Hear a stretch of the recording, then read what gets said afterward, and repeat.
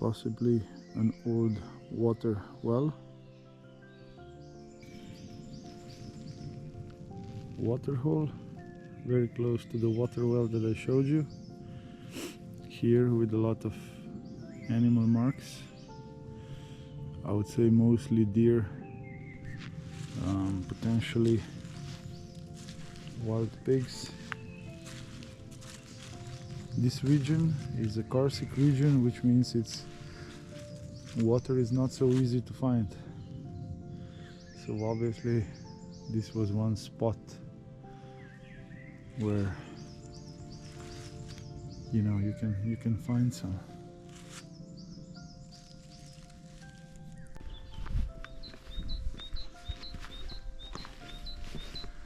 I would say long abandoned. You can see these are the fruit trees which have been neglected. There has been no trimming whatsoever, even though the bricks here look modern. So this is not the old German village, and the house, it's also not that old. I would say that's yeah, 60s maybe, 70s. This part is a bit older, I would say, built from stone, and you can see obviously somebody made an effort to make something out of it. Maybe this was like a farm built on the old basis.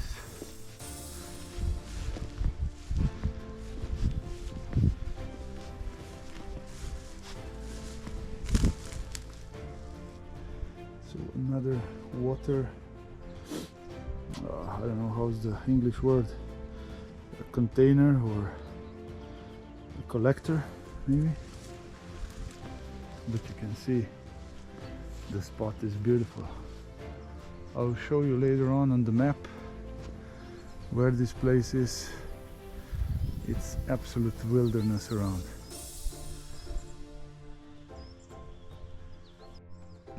Let's take a look inside.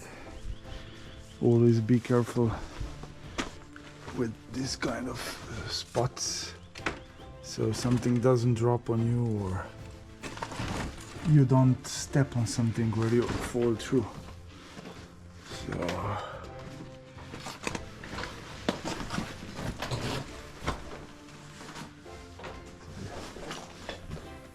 you can see this looks quite dangerous. Some stairs, but it's a brick house, so as I said, this is not like an old stuff. The ceiling is something I'm not familiar with in these types of houses, but you can see the wood floor. So I hope I don't fall through somewhere. So when you step to the sides, so it's, we'll go check around if there's a basement.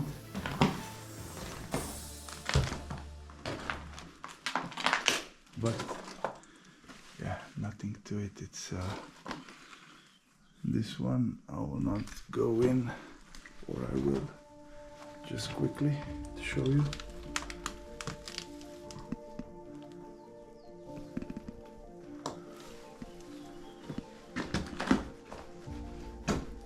So this is still wood, and you can see how the door is rotten. Place for the chimney. I wonder what happened with the stairs. So First part is here, but yeah, maybe they just removed it so somebody wouldn't fall through.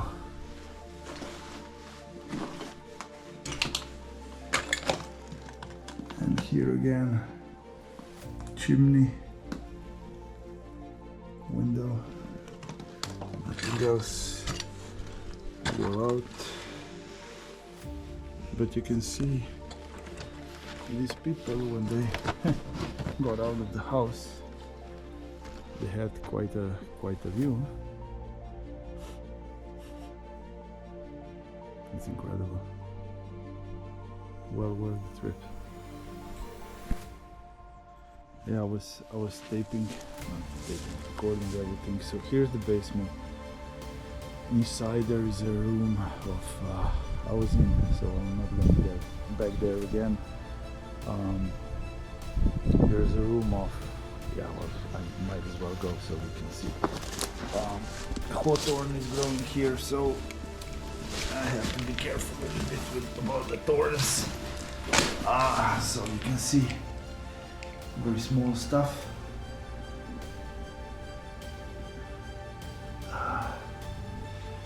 There's the door, which was sitting on this. Some guys obviously having some fun. I would say here were some shelves to put, you know, stuff for the winter, like potatoes or stuff. And I just figured out that the floor, the wooden floor that I was explaining, that there's probably the basement, that wooden floor was just a matter of the building. So they wouldn't completely make a concrete plate at the bottom, but they would put the sand and the wooden floor, which means that the house would breathe. It would not be completely glued up in the materials. And yeah, I haven't seen this in a while. Some of you know, some don't. This is the toilet. So that's the way how they had it. You lift the cover, sit on there and do the stuff. And yeah, I just remembered now, didn't mention, you saw that the house didn't have the bathroom inside. So in short, I would say after the Second World War house, so 50s or something, using the old remains to extend it, start building some sort of a farm over here. I'm just wondering if it was ever finished, or because you see all these pillars, you know, so but typically if there would be a roof sometimes over there, there would be some remains of the, I don't know, wooden beams or something, but there is nothing. So I would say it was an effort, but then they never actually started any real stuff with it. It's a remote location. Living over here, it's not you know, it's not easy. You have to be quite a tough guy or gal to make it over here. But view, man, the view is, I just cannot have enough of it. The clouds, the blue sky, the sun, dark, the game of dark and light. So I think Italians called it chiaroscuro back in, I don't know, Renaissance or something. And it's actually the situation I love on the paintings and in the nature.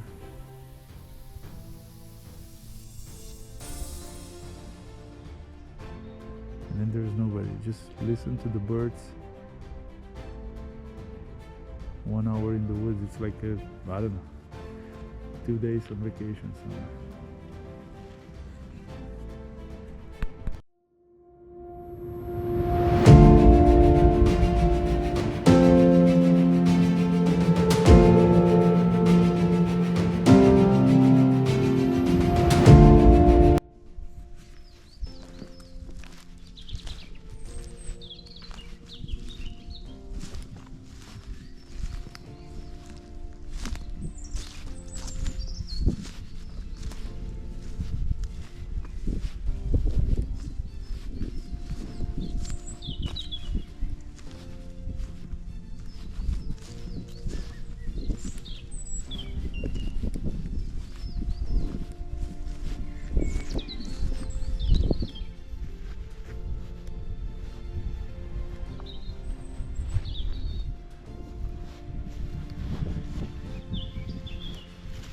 birch. This stuff is perfect for the fire starting. Guess I'll just pick some.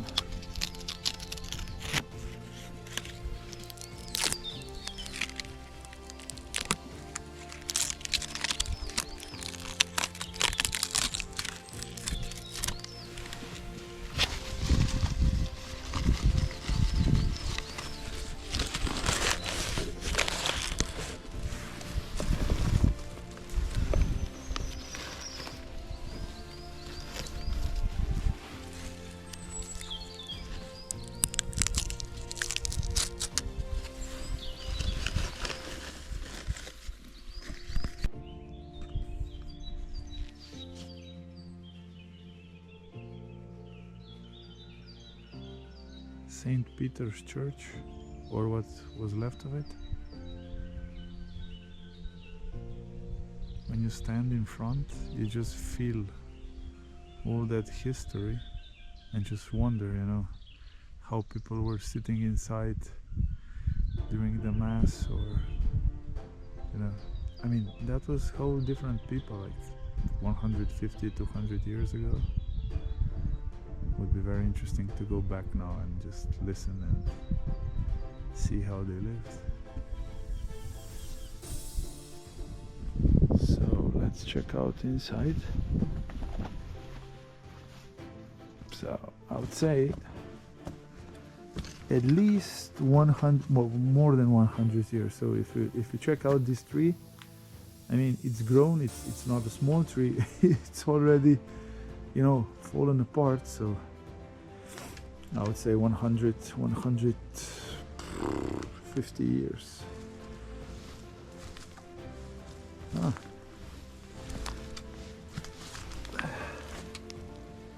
Some metal stuff, who knows what it was.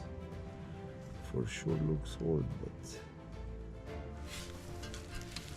some sort of doors maybe, or something. I guess the altar.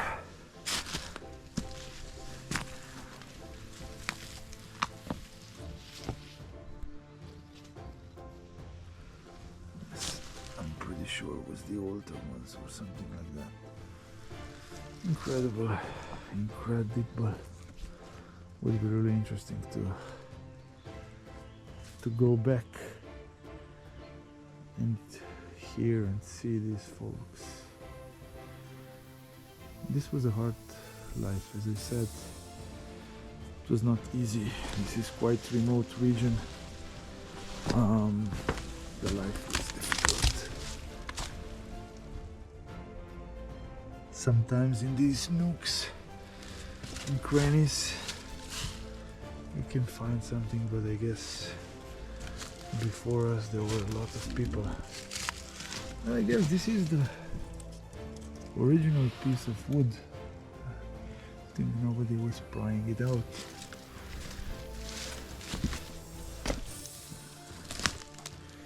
Old stuff.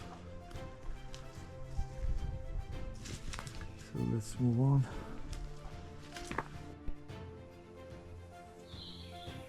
I'm pretty sure we can call this one Old Guy of the Forest.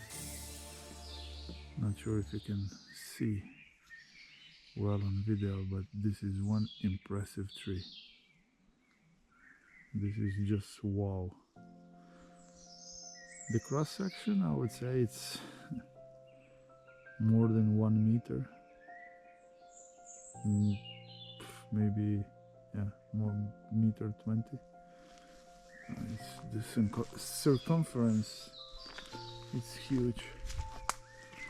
And we just raised 3 deer who were bedded nearby.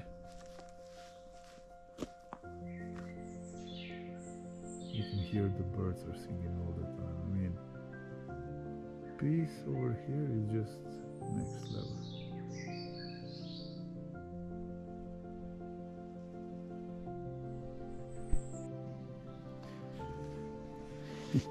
So it looks like the lack of water is a myth.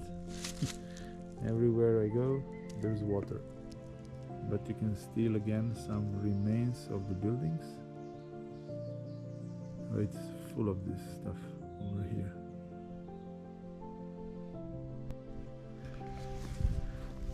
Sometimes Google Maps shows you and sometimes it doesn't. So for example, we just came to this part, which I didn't see marked on Google Maps, but you can see there are remains of the house, which I wouldn't say were too small actually. So Bushcraft, the region where I am now, is quite interesting to get lost in. So you can see stone walls everywhere.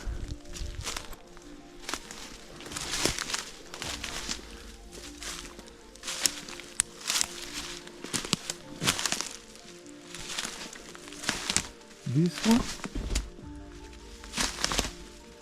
even the wall didn't collapse yet, so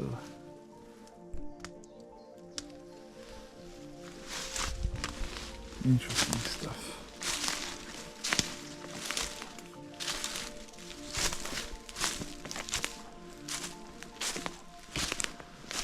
And as I mentioned before, you were able to see a lot of abandoned orchards. And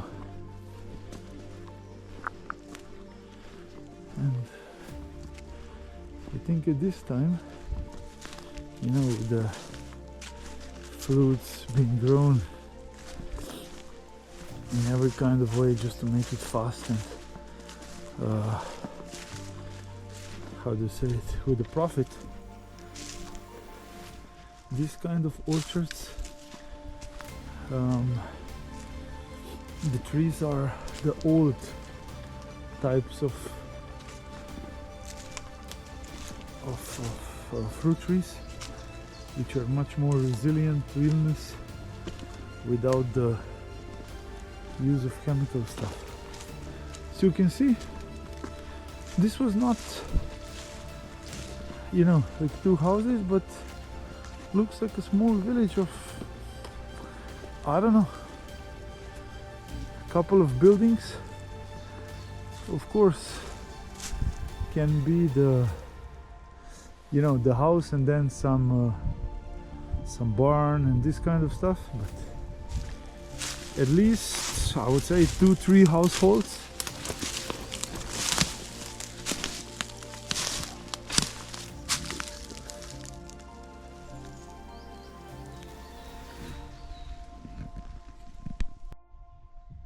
As I said, old orchards, so you can see them blossoming. The houses that I showed you are behind the trees, but check it out.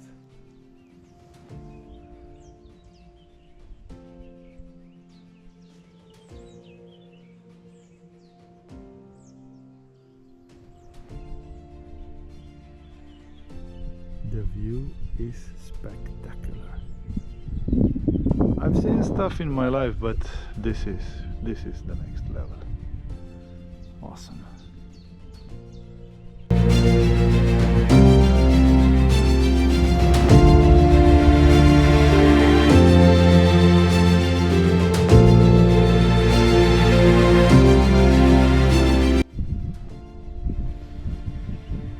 So, how's that for relax?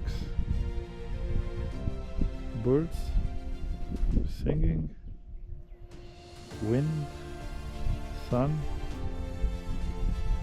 incredible, just fantastic.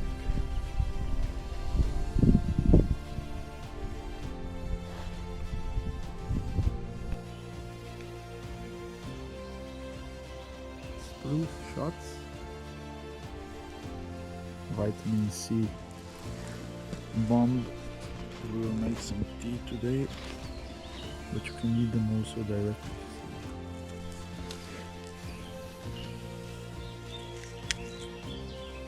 Just go around the spruce tree, don't get everything on one side, and it will be okay. You can see there is plenty of those stuff. One angle of the sharpness of the dark blade. I'm sure you are familiar with the stuff, but we will camp, make some tea, cook some greens that we collected. Yeah, here the basics for the fire already. The missing ingredients are knife and the Firesteel. So let's go.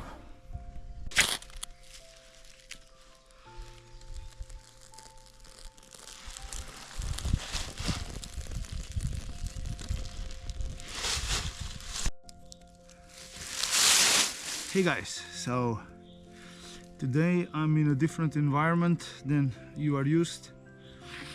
I'm out in the woods with my friend. We got the fire going. I will not show you. The guy's crazy about the fire, so it's already like a bonfire. Anyway, I just wanted to show you, as I'm pretty much rookie in the bushcraft stuff, I wanted to show you what gear I assembled now in this year and a half as I'm going around a little bit, and I will just be quick about it. When I was going to the mountains a little bit, I bought a backpack. It's not the camouflaged, but it's very good one. So 35 to 45 liters, extendable, plenty of pockets, and for the 1 to 2 day trips, more than enough. Always carry with me some water.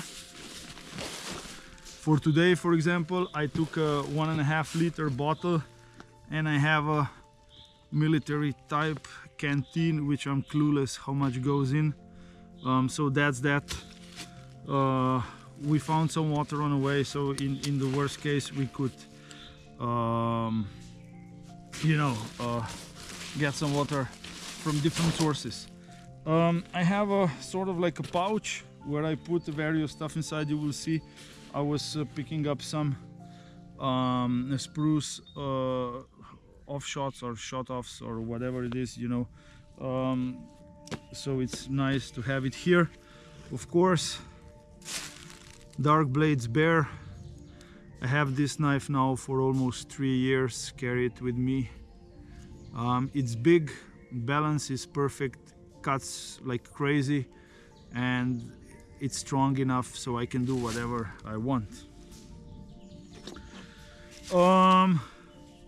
Back in the days I was buying a shovel. It was popular to have a cold steel Spetsnaz shovel, but it's a good one. I had it in house, so what the hell, I'm not buying a new one if this one works. Some paracord, some torch. This is good old Yugoslav military compass, or bussola we called it. This is really good stuff. In one of the next video we will show you how to use it together with the map. Great stuff. I mean, you look at it, you see it's like 40 plus years or 50, but if it works, it works. Some more paracord, a map which is not the proper map for this location, Firesteel. I bought a couple of pieces of, it's not the commercial, but it's AliExpress, so they come cheap, they work well, so it works. So why the hell do anything fancy? I will just put stuff back in immediately. So then we go to the next part. I don't carry too much gear with me. I want to go light, So what I have here that's important is first aid kit. Silva was just getting some branches that we will use for roasting meat and you know, holding our canteens over the fire. He cut himself. This is a must. If you want to know where I buy some stuff, I will not do commercial. This is again old military stuff, but it serves the purpose. So once you heat it up, you will burn through anything, so it's not a problem if it's a little bit dirty. To cook some stew or a coffee or tea, whatever, more than enough. As I said, I don't want to use anything fancy. Back here I have the cheapest tarp that I could get. I think was like 15 euros or something. It's Silvo, koliko je velikost tega? 3x5, a ne? 4 by 5 meters, so you make one hell of a shelter with it. And then if we play like a bushcrafters, there's an auger tool. There is one of the videos I have where we used it. I got this one also, but again, when you see guys using them on YouTube, goes fast, but actually it's a very tedious work. So I adjusted this one a little bit. It was not too expensive, so I wanted to see if I can sharpen the angles more, what will happen. So maybe we test it today or not. I'm not sure how much time we have. And for a long time I had not for a long time. First I bought the one from AliExpress, cheap one, but this is the stuff that you want to have. This is silky. This is Gomboy 210, which means I think 21 centimeter length. This will go through anything like through butter. This is just fantastic. When you open it, it feels, you know, you already feel the power of this. So it has two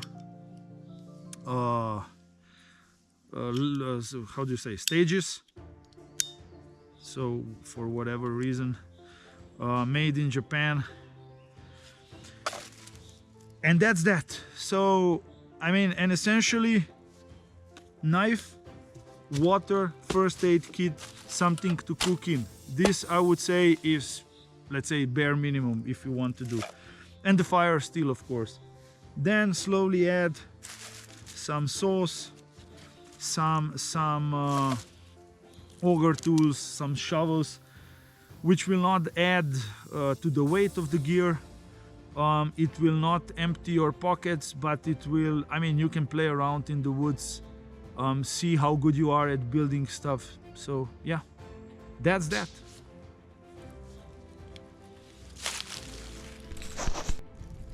So while I was pretending to be a YouTuber, bushcraft YouTuber, or YouTuber bushcrafter, Silva started to cook coffee.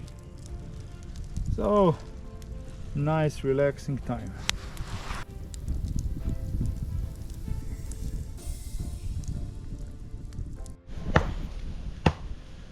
So coffee in the woods.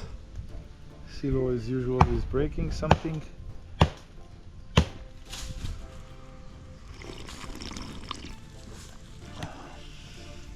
Fantastic. I mean, better than any coffee.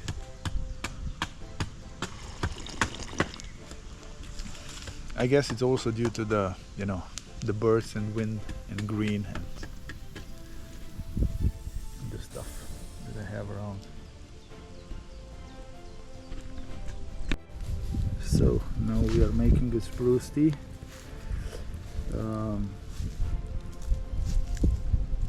It's a vitamin C bomb. The grandmothers and you know, mothers and people traditionally used to make syrup that helps a lot with the cough. One option is to use a layer in the glass jar. You put a layer of sugar, layer of this, layer of sugar, layer of this, until you fill up the jar. Close it, put it somewhere, not into direct sunlight, and leave it there for 2-3 months. Filter it through the gauze, and you have fantastic syrup for the winter, or whenever you have a problem with the cough. Or alternative is to fill the half of jar, the glass jar, with the honey, and you put this on top, and then the same process. I think it's a little bit more healthy with the honey. And this was again my friend Silvo. He added some strawberry leaves, I guess for the taste, to our tea. So let's see how it goes. So today's meal, we picked up some wild garlic, and this one maybe stinging nettle. So we'll make a simple stew. We have some bacon with us, so we will just add that to add a little bit of flavor, but not your fancy YouTube wildlife cooking, but really what we picked up, brought a little bit with us, and just make it the simple bushcraft way. So wild garlic, just wanted to let you know you can eat this wild food also raw, so no need to cook.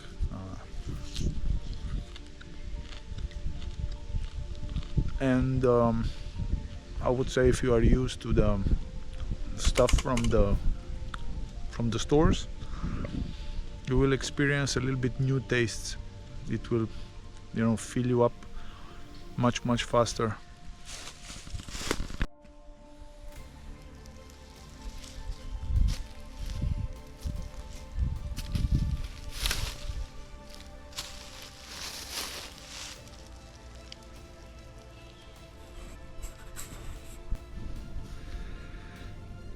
So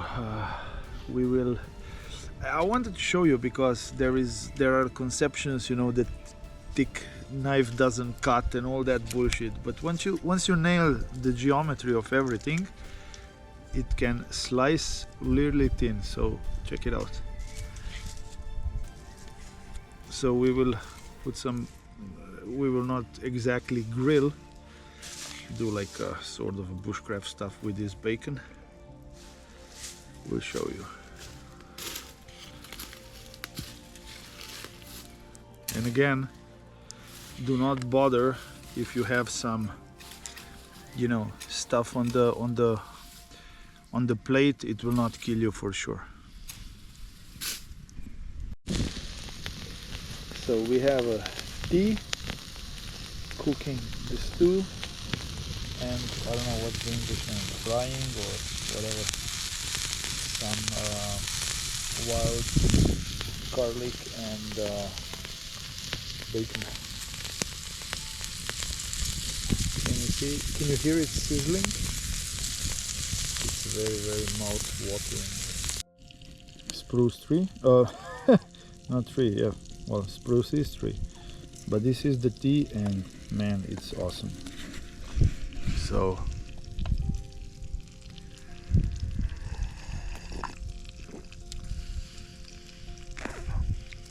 it's just a little bit of, how should I say, like a citric, like a refreshing, very good. Oh man. And there's no sugar, no honey, nothing inside.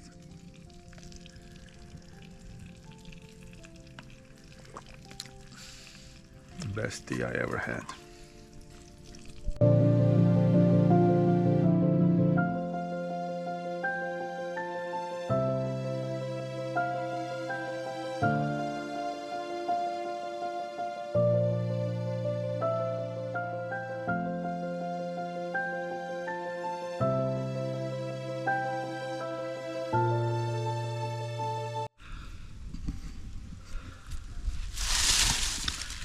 So we came to the end of today's journey, let's say, with my friend Silva. We went south to the southern part of Slovenia, which is extremely wooded, but it also has a lot of history.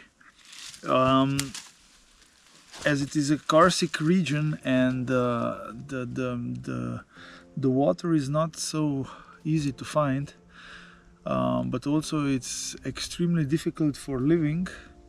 It was not densely habitated. So in the 14th century, the Dukes of Ortenburg, I think, got this land into, you know, management from the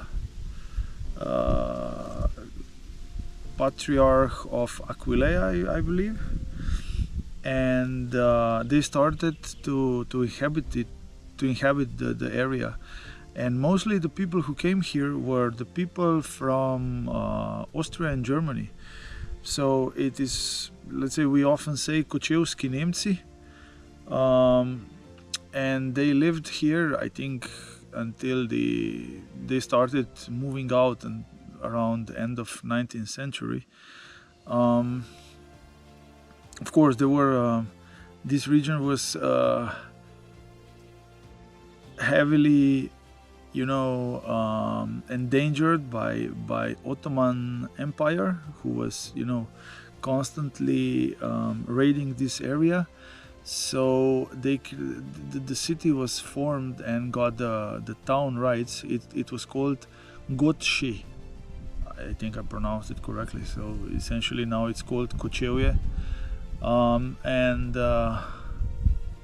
But people who lived here, they were like, you know, craftsmen, farmers. You will see some abandoned houses. I can imagine was quite interesting living, I would say, here. Well, anyway, the whole story started to end of 19th century, but definitely ended after the World War II, when you know, the Adolf Hitler asked all Germans to, you know, to form in one country. So people left this region, went first to the eastern part of Slovenia, where Slovenians were mostly moved to the concentration camps. So these guys inhabited that region, but end of the day, with Reich not ending up, you know, as Dolphe envisioned, those people just scattered all over the world. So that's in brief history of this region, but it has a lot of history. It has beautiful nature. So if you ever you know, think what to see in Slovenia, think Kočevski Rog. You will not regret it. Yeah, I again spoke a lot, which happens to me, so I'm never sure whoever will watch the video, but nonetheless, I think it's interesting. So if you find it interesting, take a look. Or skip my talking and, you know, look the video. I think you will see some interesting footage. Thanks for watching. Don't forget to subscribe. Bye for now.